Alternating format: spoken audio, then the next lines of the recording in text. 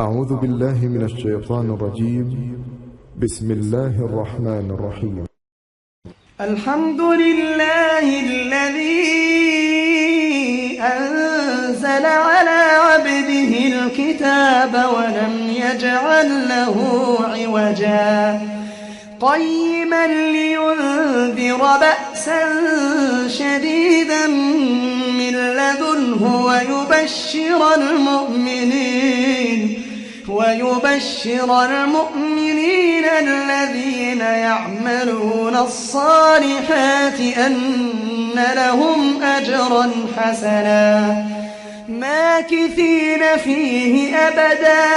وينذر الذين قالوا اتخذ الله ولدا ما لهم به من علم ولا لآبائهم كبرت كلمة تخرج من أفواههم إن يقولون إلا كذبا فلعلك باخع نفسك على آثارهم إن لم يؤمنوا بهذا الحديث أسفا إنا جعلنا ما على الأرض زينة لها لنبلوهم أيهم أحسن عملا وإنا لجاعلون ما عليها صعيدا جرزا أم حسبت أن أصحاب الكهف والرقيم كانوا من آياتنا عجبا إذ أوى الفتية إلى الكهف فقالوا ربنا آتنا من لدنك رحمة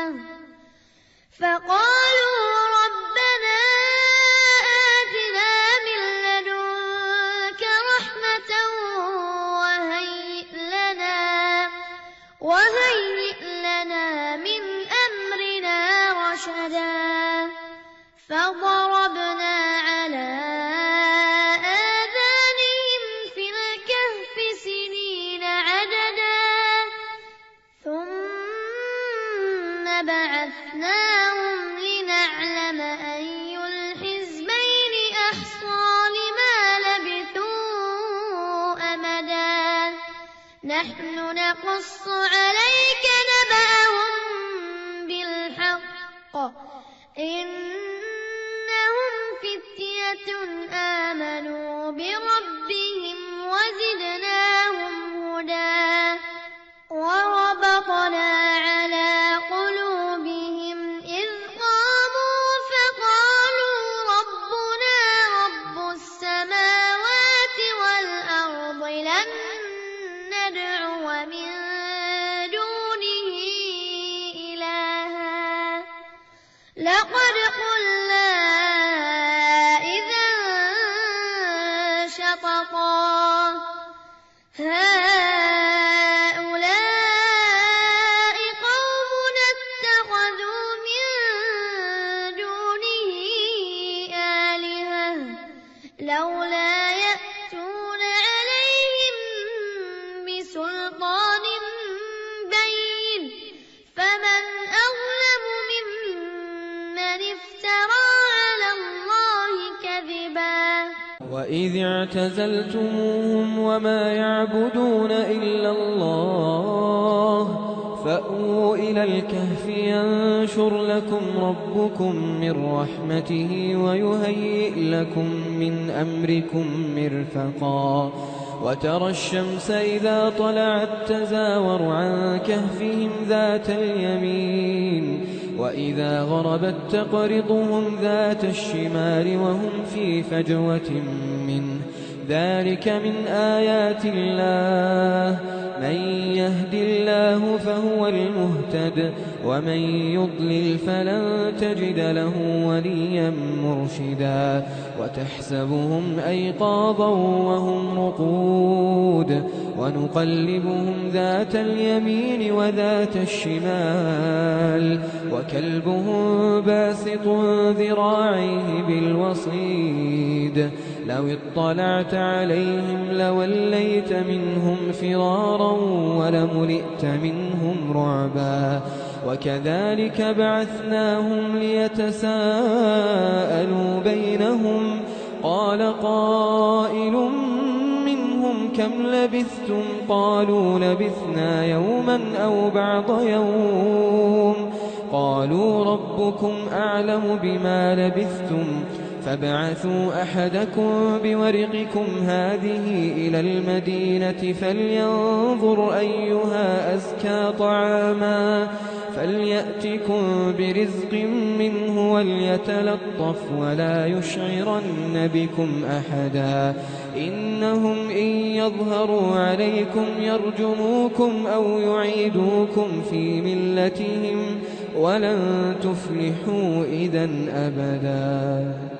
وكذلك أعثرنا عليهم ليعلموا أن وعد الله حق وأن الساعة لا ريب فيها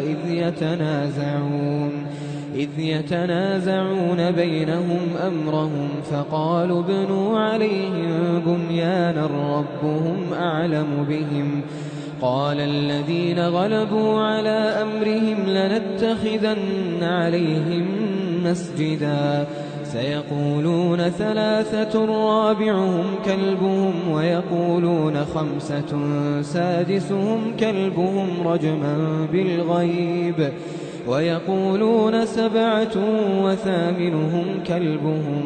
قل ربي أعلم بعدتهم ما يعلمهم إلا قليل فلا تمار فيهم إلا مراء ظاهرا ولا تستفت فيهم منهم أحدا ولا تقولن لشيء إني فاعل ذلك غدا إلا أن يشاء الله واذكر ربك إذا نسيت وقل عسى أن يهديني ربي لأقرب من هذا رشدا ولبثوا في كهفهم 300 سنين وازدادوا 9 قل الله أعلم بما لبثوا له غيب السماوات والأرض أبصر به وأسمع ما لهم من دونه من ولي ولا يشرك في حكمه أحدا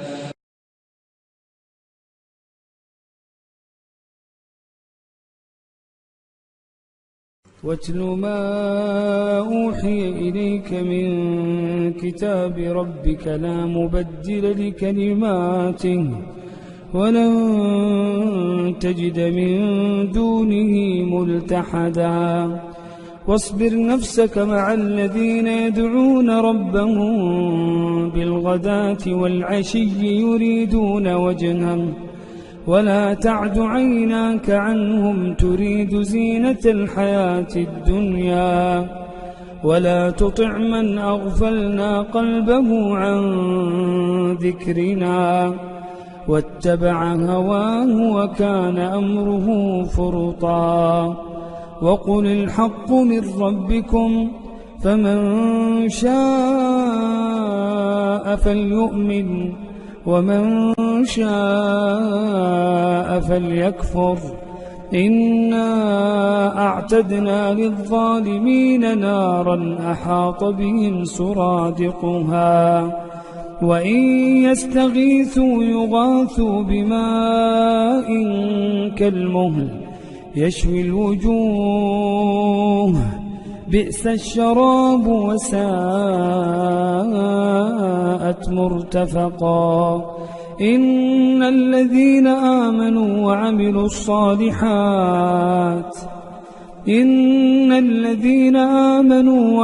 الصالحات إنا لا نضيع أجر من أحسن عملا أولئك لهم جنات عدن تجري من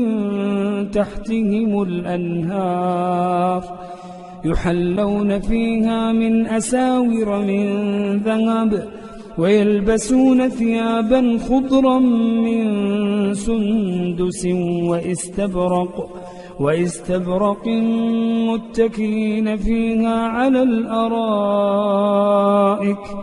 نعم الثواب وحسنت مرتفقا. واضرب لهم مثلا رجلين جعلنا لأحدهما جنتين من أعناب وحففناهما بنخل وجعلنا بينهما زرعا كلتا الجنتين آتت أكلها ولم تظلم منه شيئا وفجرنا خلالهما نهرا وكان له ثمر فقال لصاحبه وهو يحاوره أنا أكثر منك مالا وأعز نفرا ودخل جنته وهو ظالم لنفسه قال ما أظن أن تبيد هذه أبدا وما أظن الساعة قائمة ولئن رددت إلى ربي لاجدن خيرا منها منقلبا قال له صاحبه وهو يحاوره أكفرت بالذي خلقك من تراب ثم من نطفة ثم سواك رجلا لكن هو الله ربي ولا أشرك بربي أحدا ولولا إذ دخلت جنتك قلت ما شاء الله لا قوة إلا بالله إن ترني أنا أقل منك مالا وولدا فعسى ربي أن يؤتيني خيرا من جنتك ويرسل عليها حسبانا من السماء فتصبح صعيدا زلقا أو يصبح ماؤها غورا فلن تستطيع له طلبا وأحيط بثمره فأصبح يقلب كفيه على ما أنفق فيها وهي خاوية على عروشها ويقول يا ليتني لم أشرك بربي أحدا ولم تكن له فئة ينصرونه من دون الله وما كان منتصرا هنالك الولاية لله الحق هو خير ثوابا وخير عقبا واضرب لهم مثل الحياة الدنيا كماء أنزلناه من السماء فاختلط به نبات الأرض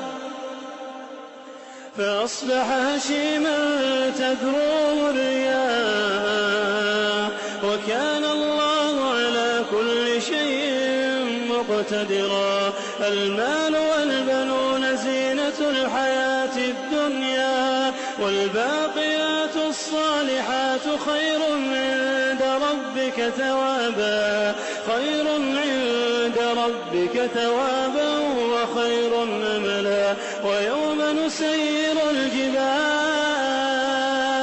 وترى الأرض بارزة وحشرناهم فلم نغادر منهم أحدا وعرضوا على ربك صفا لقد جئتمونا كما خلقناكم أول مرة بل زعمتم أن لن نجعل لكم موعدا ووضع الكتاب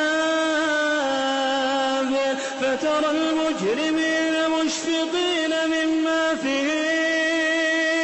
ويقولون يا ويلتنا ما لهذا الكتاب لا يغادر صغيرة ولا كبيرة إلا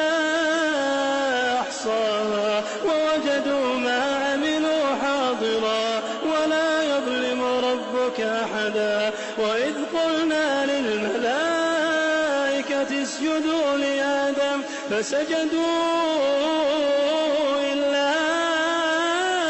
إبليس كان من الجن ففسق عن أمر ربه أفتتخذونه وذريته أولياء من دوني وهم لكم عدو بئس للظالمين بدلا ما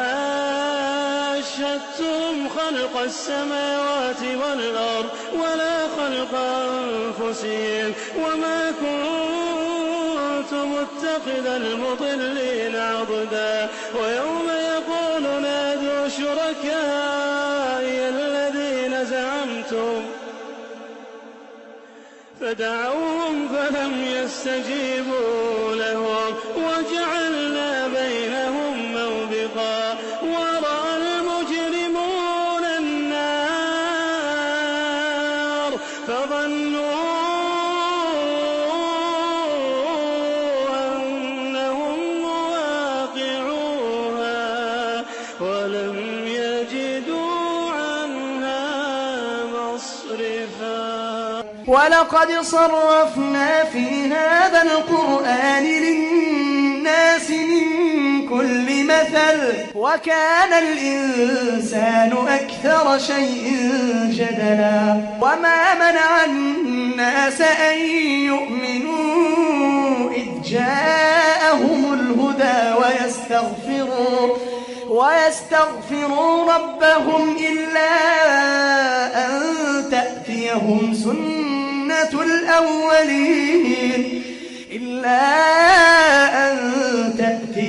سنة الأولين أو يأتيهم العذاب قبلا وما نرسل المرسلين إلا مبشرين ومنذرين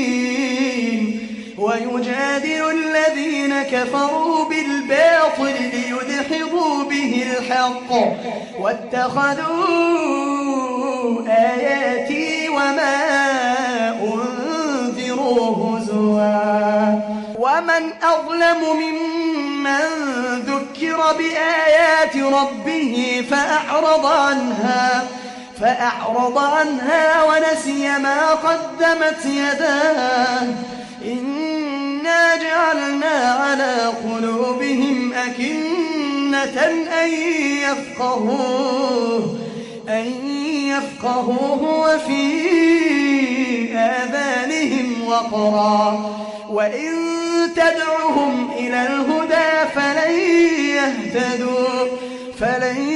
يهتدوا إذا أبدا وربك الغفور ذو الرحمة لو يؤاخذهم بما كسبوا لعجل لهم العذاب بل لهم موعد لن يجدوا من دونه موئلا وتلك القرى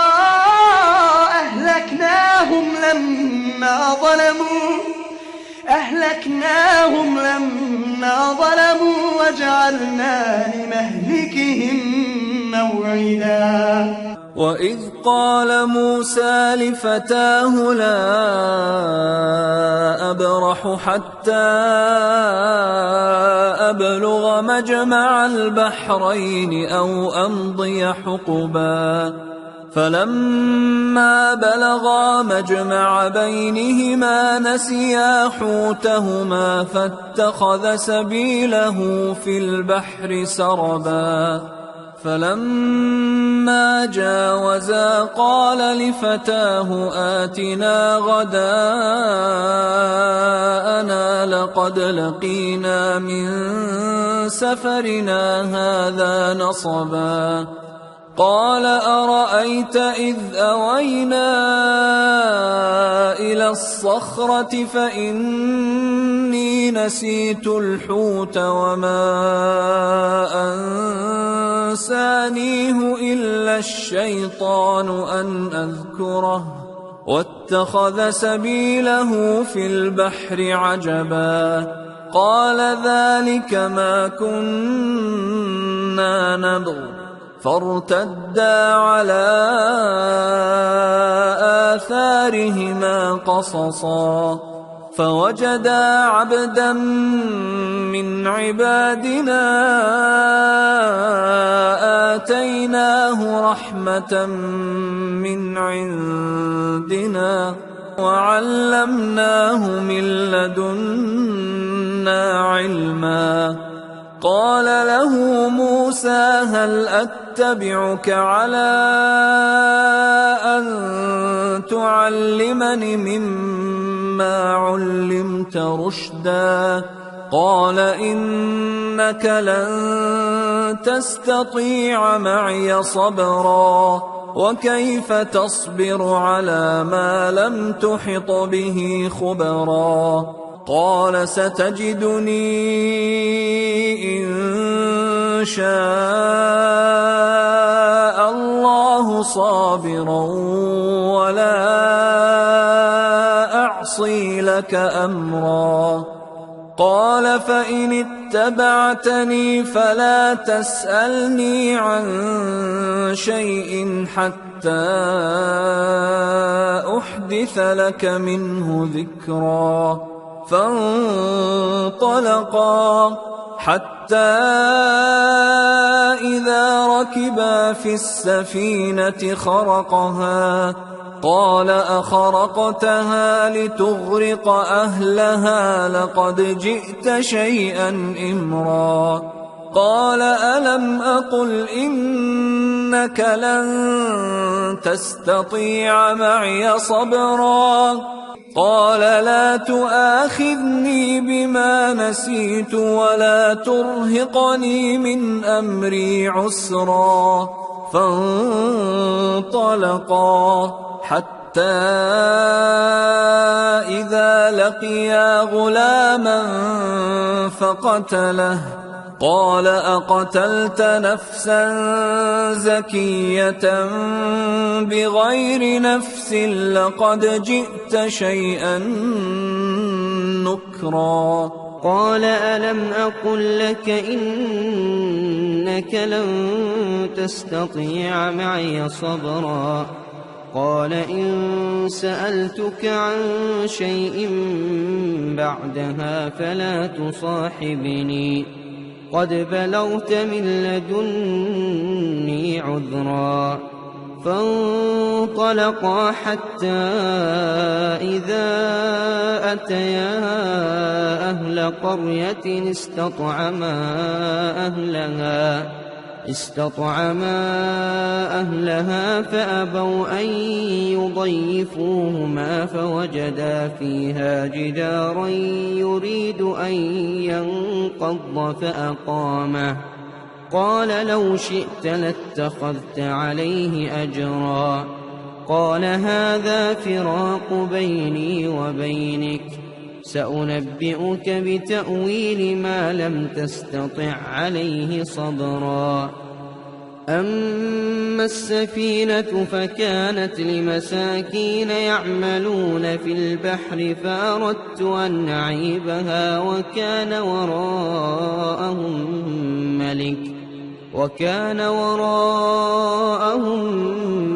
ملك يأخذ كل سفينة غصبا. وأما الغلام فكان أبواه مؤمنين فخشينا أن يرهقهما طغيانا وكفرا، فأردنا أن يبدلهما ربهما خيرا منه زكاة وأقرب رحما. وأما الجدار فكان لغلامين يتيمين في المدينة وكان تحته كنز لهما وكان أبوهما صالحا فأراد ربك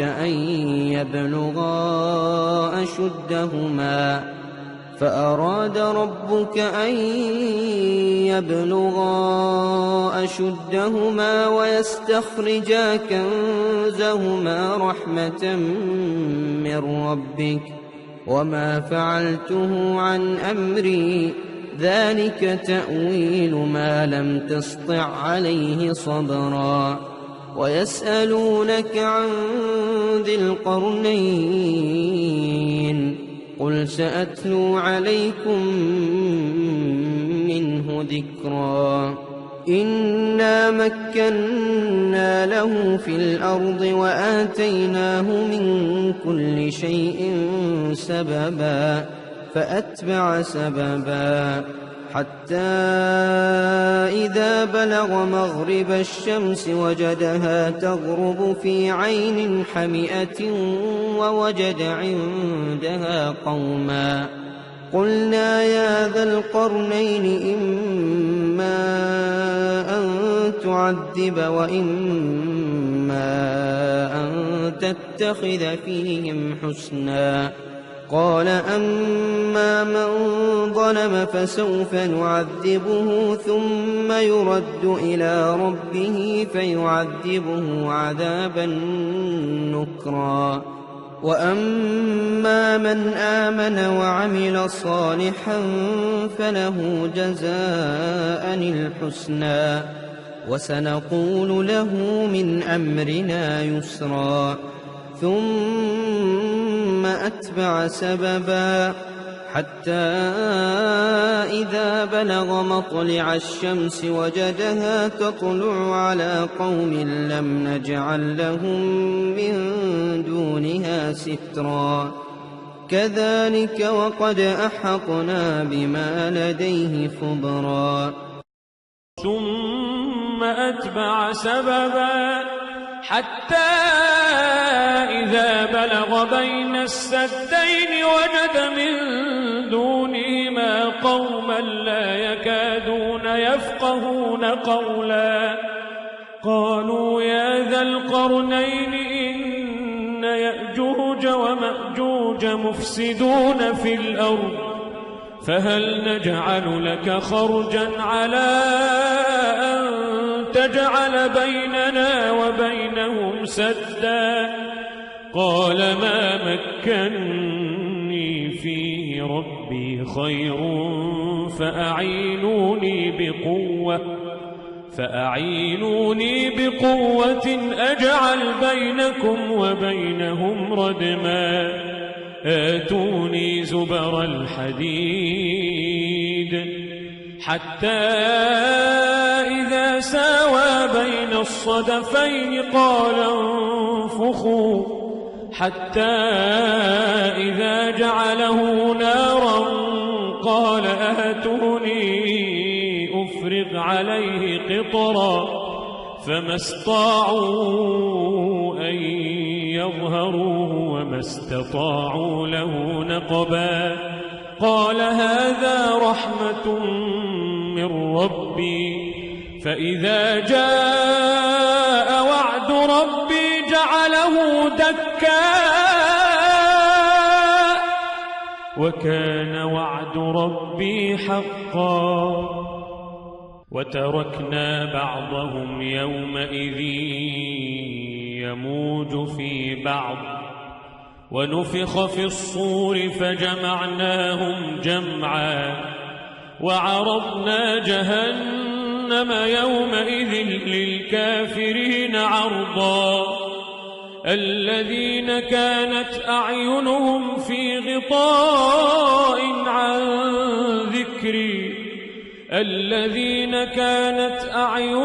في غطاء عن ذكري وكانوا لا يستطيعون سمعا أفحسب الذين كفروا أن يتخذوا عبادي من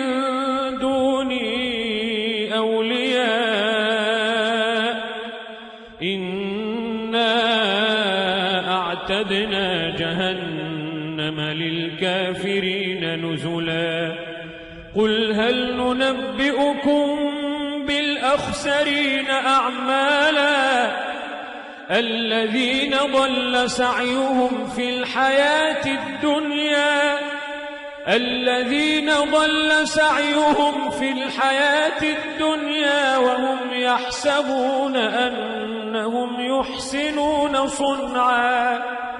وهم يحسبون أنهم يحسنون صنعا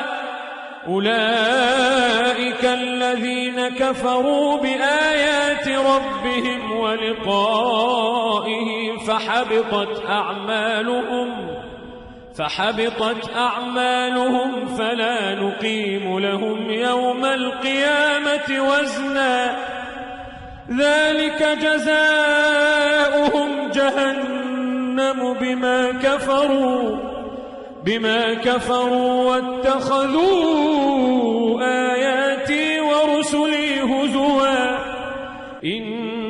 الذين آمنوا وعملوا الصالحات كانت لهم جنات الفردوس نزلا خالدين فيها لا يبغون عنها حولا قل لو كان البحر مدادا لكلمات ربي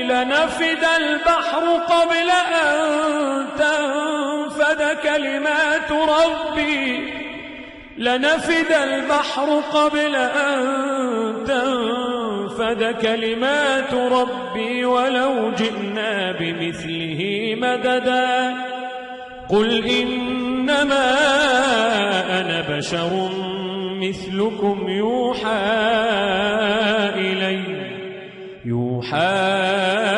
إلي أنما إلهكم إله واحد فمن كان يرجو لقاء ربه فليعمل عملا صالحا